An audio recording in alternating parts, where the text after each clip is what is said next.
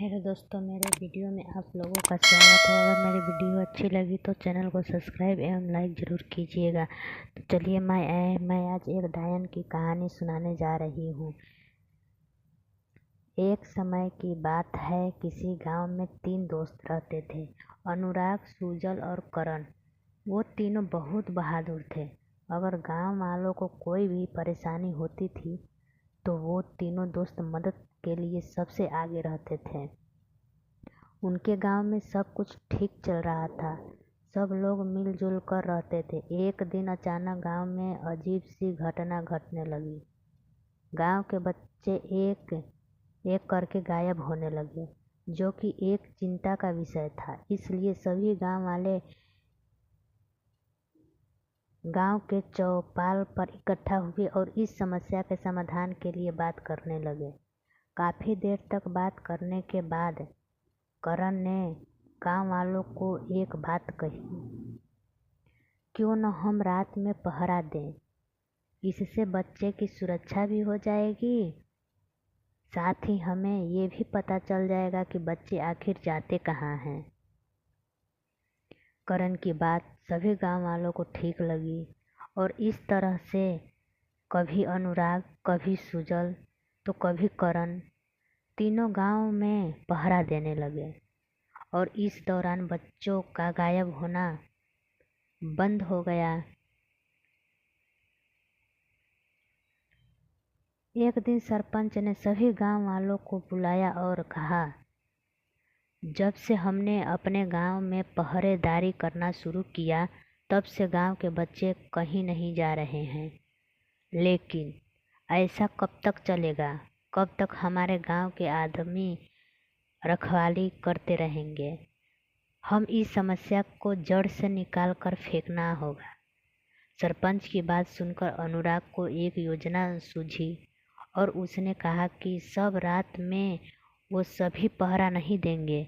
जिस पर करण ने कहा कि रात में सभी छत पर छुपकर देखेंगे कि आखिर बच्चे कौन चोरी कर रहा है।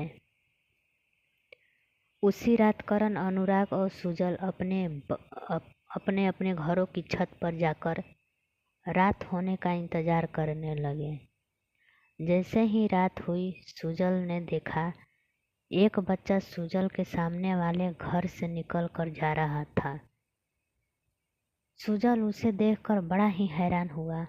उसने तुरंत मशाल जलाकर अनुराग और करण को इशारा कर दिया।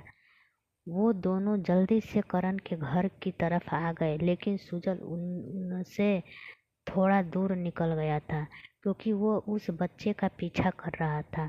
सुजल ने बच्चे को ध्यान से देखा तो उसे कुछ अजीब सा लगा। उसने देखा कि बच्चे की आंखें बंद थी और वो कुछ धीरे धीरे बोल रहा था, मैं आ रहा हूँ, मैं आ रहा हूँ, मेरा इंतजार करना। सुजल बच्चे के पीछे चल रहा था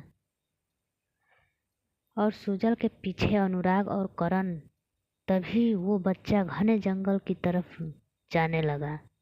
उस घने काले जंगल में लोग दिन में जाने से डरते थे और वो बच्चा आंखें बंद किए रात में जा रहा था। ये देखकर तीनों हैरान हो गए, लेकिन वहाँ अचानक जोरों से आंधी चलने लगी। पेड़ों के पत्ते जोरों से हिलने लगे और वो बच्चा वहाँ से गायब हो गया, जिसे देखकर सभी हैरान हुए और जंगल की ओर निकल गए। वो तीनों जंगल के अंदर जाने ही वाले थे, तभी वहाँ सरपंच के साथ मेघा और सोनम भी हाथ में मसाले लेकर आ गई। इसके बाद वो सभी जंगल के अंदर चले गए। थोड़ा दूर जाने के बाद उन्होंने देखा कई जानवर वहाँ मरे पड़े हैं और उनको देखकर ऐसा लग रहा था कि जैसे किसी ने उन्हें नोच नोच कर खाया हो। ये सब देखकर अनुराग कहने लगा, यहाँ जरूर कोई न कोई गड़बड़ है जो हमें नहीं पता। वो बच्चा किसी बड़ी मुसीबत में न फंस जाए, हमें जल्दी ही उसे ढूंढना होगा। अनुराग की बात सुनकर सभी उस बच्चे को ढूंढने लगे। अब वो सभी जंगल के बिल्कुल बीचों बीच पहुंच गए थे और बहुत थक भी चुके थे।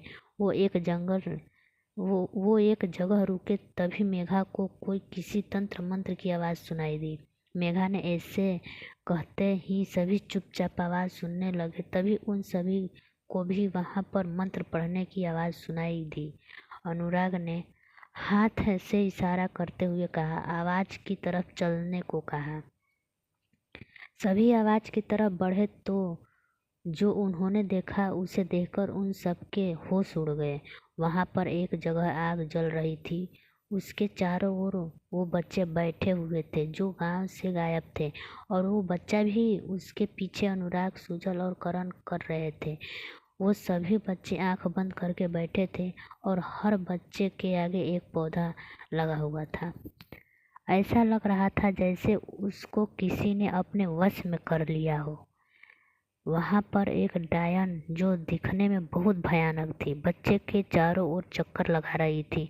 उसके हाथ में एक खून भरा प्याला भी था और वो मंत्र पढ़ कर बच्चे के ऊपर खून डाल रही थी। सभी उस डायन के पास जाकर खड़े हो गए और करण गुस्से से बोला, कौन हो तुम और इस बच्चे से क्या चाहती हो?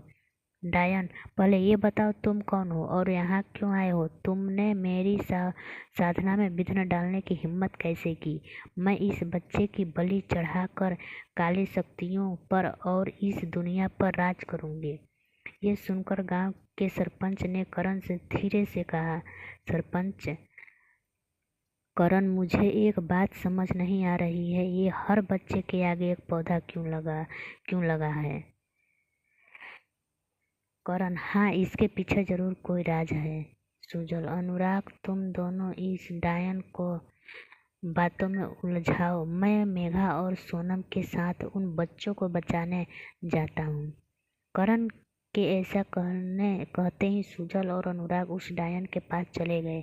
फिर करण, मेघा और सोनम ने उन बच्चे के सामने से पौधा उखाड़ दिए। इसके बाद बच्चे ने अपनी आंखें खोल ली और वो सब अब ठीक हो गए। उनमें से एक बच्चा बोला, अंकल, इस डायन की जान इस खून के प्याले में है। इस प्याले को आग में डालने से ही मर जाएगी। करण ने मेघा, सरपंच और सोनम से उन बच्चों को वहां से ले जाने के लिए कहा, और अब करण, अनुराग और सुजल अकेले ही उस डायन से लड़ रहे थे।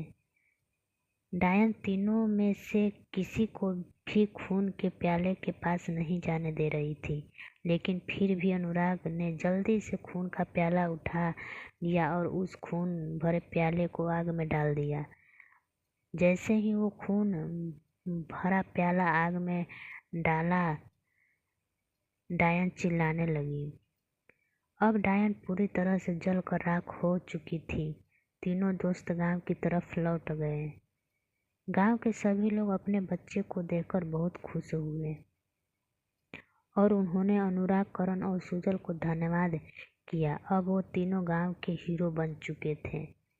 तो भाई दोस्तों, मेरी कहानी यहीं तक समाप्त होती है। अगर मेरी कहानी अच्छी लगी हो तो प्लीज़ मेरे वीडियो को लाइक एवं चैनल को सब्सक्राइब जरूर कीजिएगा, जिससे कि मेरी हौसला और भी बढ़ती रहे और भी अच्छी अच्छी कहानी मैं आप सभी को सुनाते रहें।